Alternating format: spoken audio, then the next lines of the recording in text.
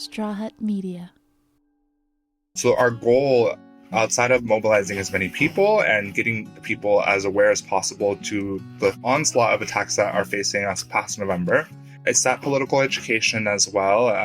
That will hopefully be a long-term commitment to this idea that we're making the connection, like the people who are making the attacks, right? The Alliance Defending Freedoms, the Heritage Foundations, they're all making these connections. They're working in concert together to erode our rights. And it's important that we as a movement and as a community also then stand in solidarity.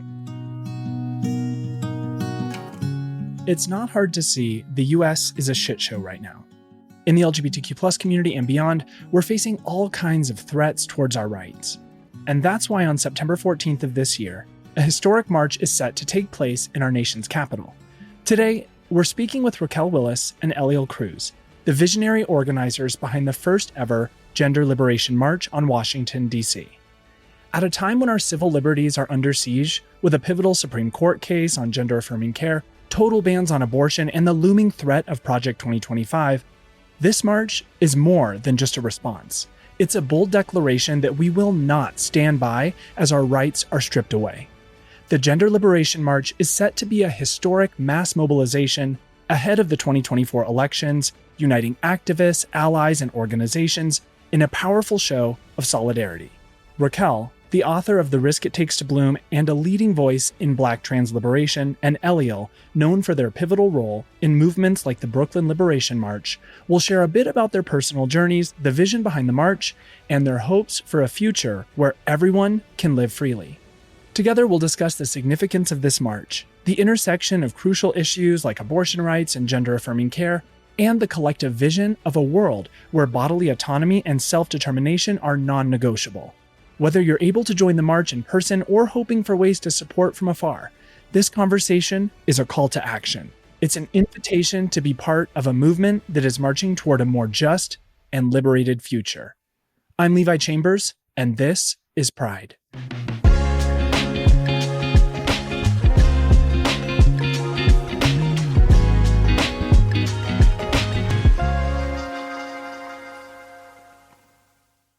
Hi, I'm Eliel Cruz. I use he, they pronouns. I'm an organizer in New York City, predominantly working around policing currently, as well as queer and trans issues. And I'm one of the core organizers for the Gender Liberation March and leading our communications efforts as well. Hi, I'm Raquel Willis. I am a writer, journalist, activist, a million things, but also a core organizer for the Gender Liberation Movement.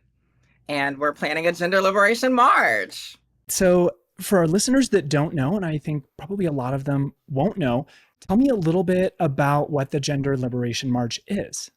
So the Gender Liberation March is a mobilization that we're having on September 14th, 2024 in Washington, D.C. We are bringing together efforts around the fight for reproductive justice and abortion access, but also the fights for gender-affirming care. We know that there isn't enough discussion on this kind of broader attack on bodily autonomy and self-determination for women, for queer and trans folks, non-binary folks, intersex folks, and really all of us living on the margins. When you both close your eyes and you think of what the Liberation March is going to be, when you imagine it, what do you see? We've done a couple of different actions in the past, Raquel and I, with a group of other folks, more of a collective Brooklyn Liberation March in 2020 and 2021. And we're drawing from the inspiration of those marches and how we organized those in the past. And I know outside of the engaging speeches that we'll have from organizers doing important work in battleground states who are really impacted by the abortion bans and the bans on gender-affirming care, we also want to make sure that it's something that people feel is a cultural moment, something that folks can feel like they're in community.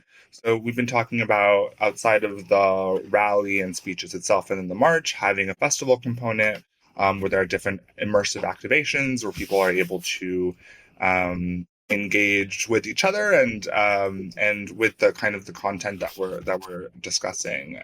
So hopefully it's something that isn't just the normal political rally, but it is something that is kind of leaves a lasting impression on people.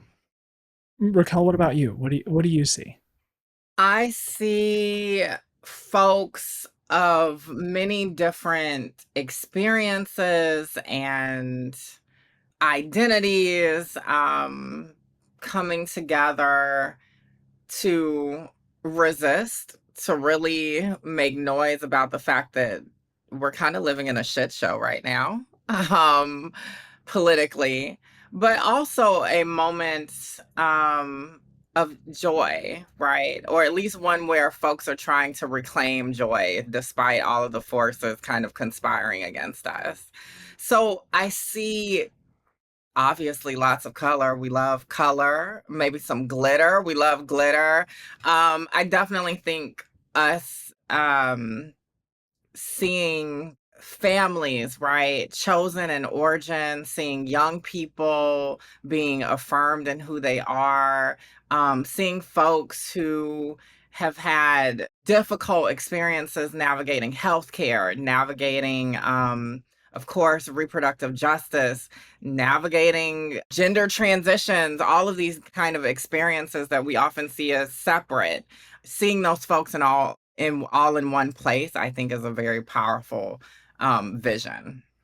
You've been a leading voice in Black trans liberation. How does your experience working with the community shape that vision and the strategy that you're all developing for the Gender Liberation March? Well, I think our efforts with gender liberation movements are a bit of a culmination of these previous efforts, as Eliel said.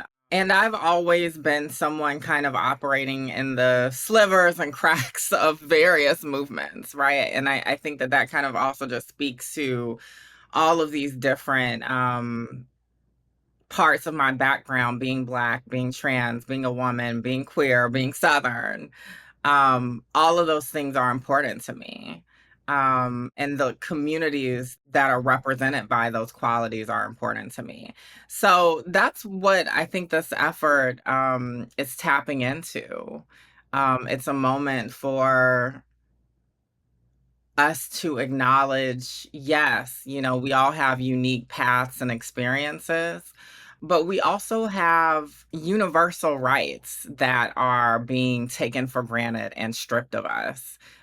Whether we're talking about the fall of Roe v. Wade, or we're talking about the attacks on trans youth trying to access gender affirming care, trans adults and folks of all ages trying to just live their lives, the curricula bans, the book bans, also the infringing on the right of communities of color to have their votes fully acknowledged, right? And their voices fully heard.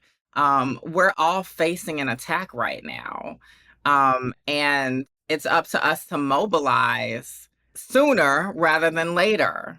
We have to learn from the 2016 election, right? Where I think a lot of us were caught on our asses, just to be frank, with the ascendancy of Donald Trump. We have an opportunity to not experience that again. And that means tapping into our power now, regardless of who ends up in the Oval Office in 2025. With the SCOTUS case on gender affirming care and the upcoming elections, are there any key goals or outcomes that you're really hoping to achieve through this march? And I'll start with you, Raquel, and then Eliel, I'd love for you to answer as well. Yes, I think the key goals here are to serve as a connection point for leaders in our movement who have already been doing this work, but to also serve as a site of inspiration for folks who are interested in doing the work of building a mass mobilization really against Christofascism, right? I know we have all of these words that mean certain things to other people and nothing to some. But we're really facing a concerted effort to restrict the rights of folks on the margins, regardless of experience. And so we want folks to know that there's a movement here that they can tap into. And that's one of the key goals. I think another goal for us is to build out a sustainable strategy to make sure that the demands of gender liberation are heard, but also that bodily autonomy and self-determination and the right to pursue fulfillment are respected by our leaders. Those are some of the efforts that we'll be continuing to tap into even beyond this March in September. Yeah, and I want to underscore, Raquel talking about the election, there's a lot of folks' energy who are paying attention to this election, rightfully so, with the threat of another Trump presidency. It makes sense. And regardless of who ends up in office, we do have these attacks that will continue on, predominantly in the Supreme Court, with the erosions to our rights. As you said, there's a gender-affirming care case that's being heard this winter. A lot of people aren't as tapped in or aware of this case and what it means, not just for young people, but what it would mean for the Supreme Court to say that trans people are not constitutionally protected around even just this issue, and the ramifications of what that can mean for trans adults around employment, around healthcare, around housing, around the whole gambit. And so while we're looking at this election as a motivating, factor, we have to look beyond. And we want gender liberation as a framework to do that immediate work of connecting these two very pressing issues of attacks around abortion, medical access to abortion and gender affirming care, but also be a container and a framework and a lens that is forward facing, that we're able to talk about things like an equitable economy, climate change, etc., understanding that gender is a through line for much of the ways that folks are oppressed and where these attacks are really meeting. So our goal, outside of mobilizing as many people and getting people as aware as possible to the onslaught of attacks that are facing us past November, it's that political education as well, that will hopefully be a long-term commitment to this idea that we are all under, like, we're making the connection, like the people who are making the attacks, right? The Alliance Defending Freedoms, the Heritage Foundations, they're all making these connections. They're working in concert together to erode our rights, and it's important that we as a movement and as a community also then stand in solidarity and work with each other. So I think there's quite a few goals of ours for this march, and outside of it, it kind of being a springboard of how we continue to do work forward.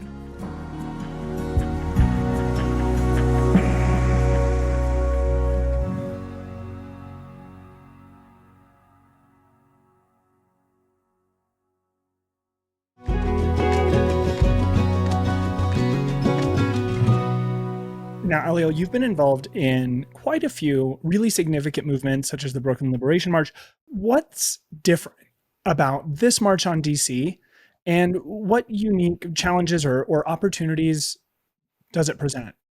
Yeah, so I have never been personally involved with a mobilization in DC, so there's a lot of learning curves in that sense. And we have a really great production team, Movement Catalyst, who handles a lot of large-scale actions in DC, who have been helping us guide us.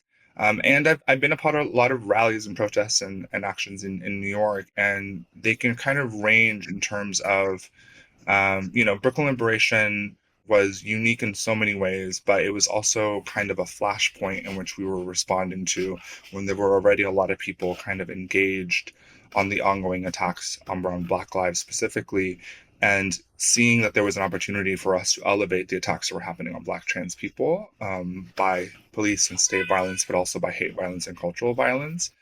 And so that flashpoint allowed us to amass 15, 20,000 people quite quickly. I think we organized that in about 7 days. This march is something that's been a culmination of almost a year's work, and it's a little bit more gritty. We're doing that outreach to both the DMV local areas, but also organizations across the country that are doing work day in and day out to help with the turnout of people and engaging folks so that folks are aware of the march and also are interested, if they're not able to come, share it with their friends, etc. And again, we're in an election year, so there's a lot of attention that's being pulled in many ways to those efforts. And while electoral politics are important for us as well, we're hoping that folks are able to have a little bit of a broader view on what's going on. So there are some differences in this mobilization that I've experienced in others, but I'm really excited at how much work, not just Raquel and I, but this large kind of who we haven't fully seen yet, but people will be able to see in person at the march, this large group of organizers and activists and organizations that have been part of this effort, that have been building towards this for quite some time. Raquel, you mentioned kind of the focus on abortion rights and gender affirming care. I'm really curious, and I think our listeners will be too, about that intersection of abortion rights and gender affirming care in this broader struggle for bodily autonomy and self-determination. Could you talk a little bit about how you see the intersection? Well, I think that right now, especially in the aftermath of the overturning of Roe v. Wade, we definitely see more of a discussion around how precarious, particularly the rights for cis women are in their access to um, abortion. We've also seen discussions around IVF, and of course, reproductive justice writ large. I think what often happens is that we forget that it's not just cis women who need to access certain procedures. It's and medications. It's actually also trans folks, right? It's also non-binary folks, right? It's also intersex folks. And so there's a broader conversation that often is not tapped into in the mainstream media, but also in the mainstream political discourse. And we're so grateful to be partnering with groups like We Testify that have been on the front lines of empowering abortion storytellers who come from all different backgrounds, including folks who are trans or non-binary. And that's kind of key to this. Now, thinking about gender affirming care, I think we've been very limited in how we discuss what a gender transition can look like. First of all, there are a lot of assumptions that every trans person or non-binary person will undergo the same procedures or elect to have the same procedures, or need the same access. And that's not true. We're not a monolith, right? But I think also there's a lot of misinformation about what a gender transition may look like for a young person. There's a lot of fear mongering of parents around this idea that there's an agenda to force your children to transition.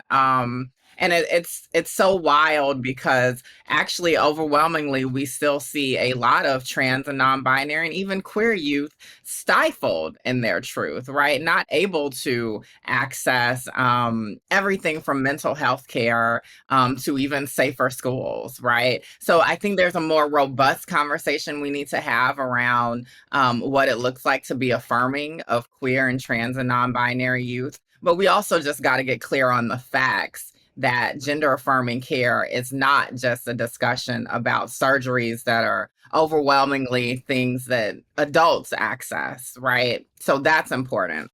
Now, to bring the connection together around abortion access, for instance, and gender affirming care, we're talking about folks who deserve the right to make decisions about their bodies and choices about their bodies.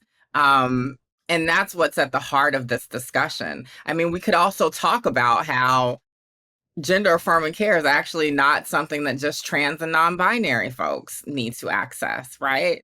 Cis folks have to have hormone replacement therapy for all types of reasons, right? When we're talking about things like top surgery, for instance, we need to be having a discussion that that's not just something that trans folks access, even though we often use different language. So this is a moment for us to understand the connections, to understand that actually if you don't pay attention to the ways that the rights of trans and non-binary folks are being infringed upon, you're also not paying attention to the ways that your rights, maybe as a cis person, are also going to be infringed upon moving forward as well. If folks listening want to attend, what should they do? What are their options to attend, either in DC or in a different city? I would encourage folks to go to genderlib.com and sign up to March. We send emails out to folks who have given us their information to give them updates on where we're at with the planning process. We'll share, in the weeks to come, our program and speakers, and there will be bus signups as well from at least 6 different states in the nearby area where people are able to come in for the day and experience the march with us. So yeah, our Instagram is at genderlib and our website's genderlib.com, and all the information is available there. And what about for those who can't attend? How can they get involved? How can they support the cause? I mean, specifically, I would encourage people who can attend to still amplify and let folks who they may know to come. As an organizer, there's really nothing that can be replaced with having people and bodies show up and what that looks like in terms of a resistance to these attacks. But gender liberation as a movement is going to continue to find ways predominantly around direct actions, but then also around media and policy interventions to these continued gender-based attacks. We're really more of a collective than an organization. We got fiscal sponsorship specifically for this march, but we are interested in continuing to find ways to engage using our skill sets, because it's kind of a long-term fight, especially when we're looking at the ramifications of what the Supreme Court justices' decisions will be realistically in terms of decades-long decisions. And yeah, we'll be continuing to find ways to plug in. Yeah, I would just add, folks reach out to us, and also work with local organizations, right? And also have them reach out to us, because we have folks who are sponsoring buses, right? So that groups can come from far, far off lands and places.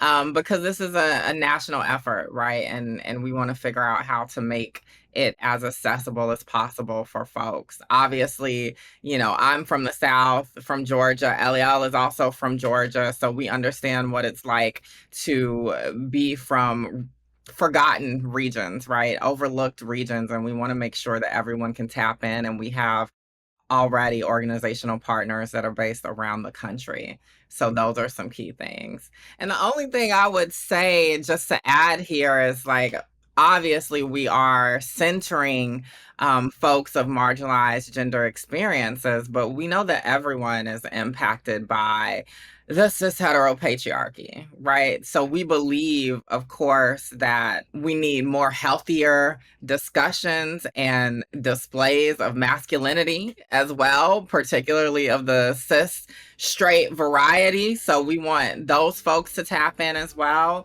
But we want everyone to understand that we're all kind of facing these restrictive ideas of what it means to embody or experience a gender. And we're saying, no, actually, those boxes are too old and too small and too worn out, and we want to do something different.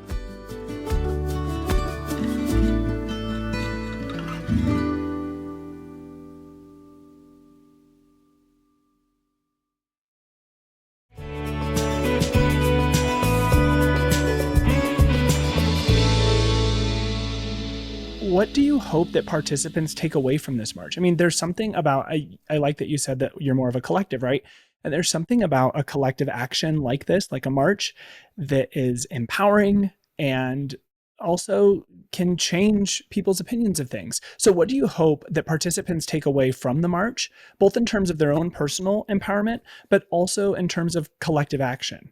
I hope that participants or attendees of the march feel inspired to continue to fight and find other folks with similar values to continue to build with. A lot of us come into movement, in my experience, from spaces of anger, feeling like, there's no future where we can fully be ourselves, or places of sadness and mourning. Maybe we have experienced, either personally or collectively, a murder or a death or an experience of violence that someone faced.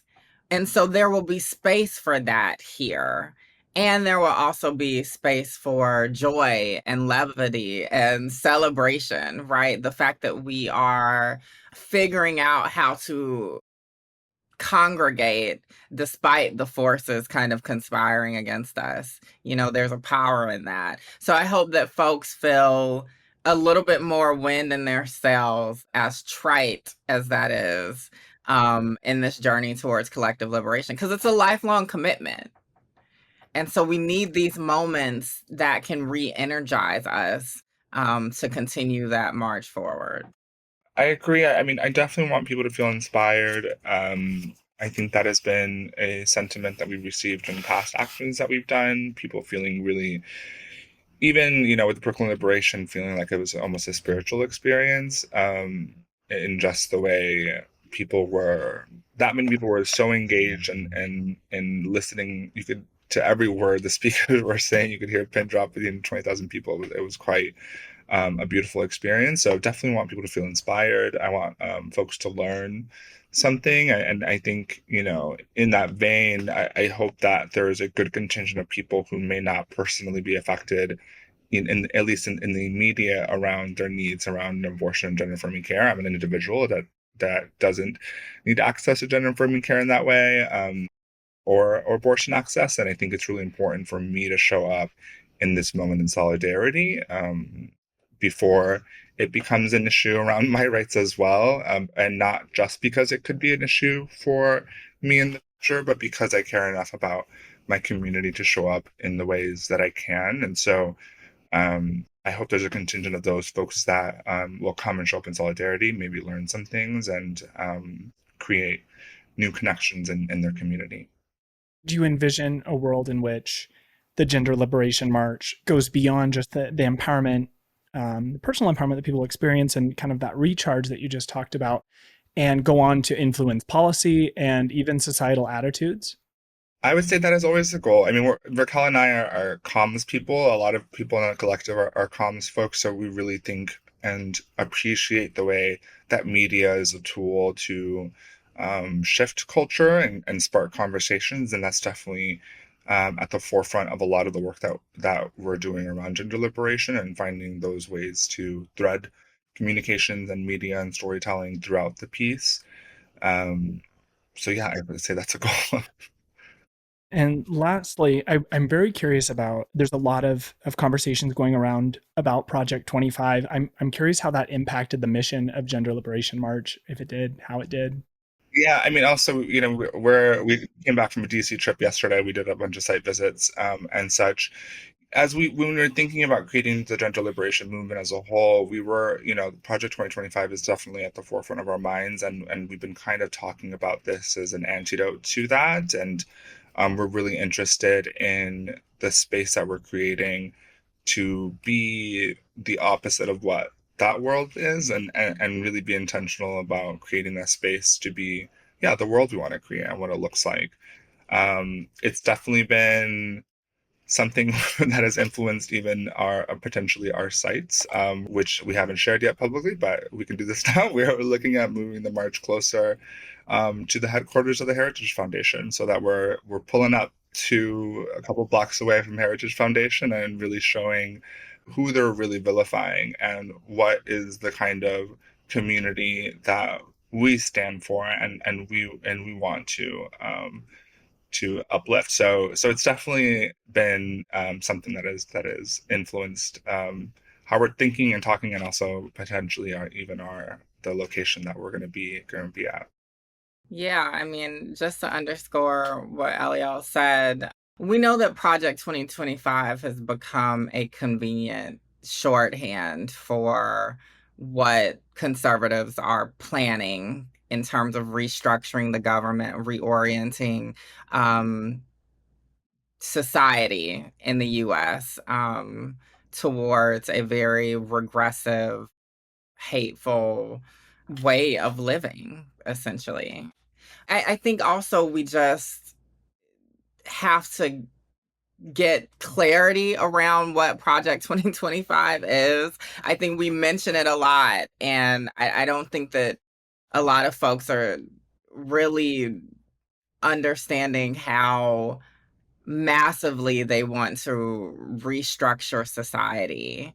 They literally want to strip access away from LGBTQ plus folks. You know, they don't believe that we are valid, that we are worthy of full lives. And they want to wreak havoc on all of these systems that we navigate in society, from education to healthcare. They don't even want the Department of Justice, for instance, to advocate for access and the defending of our rights as citizens. It's very important that we make a loud push against that kind of way of operating in society. And this march is really just one effort to do that, right? I think a lot of people think that the way to resist Project 2025 is to show up in 2025, right? But we have to start showing up before then and lay the groundwork moving forward. Thank you so much for all of your important work. I really hope that our conversation today inspires listeners to join in, to show up for this historic march, which I think just got more historic with the location change. And I'm really excited to hopefully connect with you after the march and find out how it went. But I really appreciate you both being here today. Eliel, Raquel, thank you so much. Thank you. Thank you.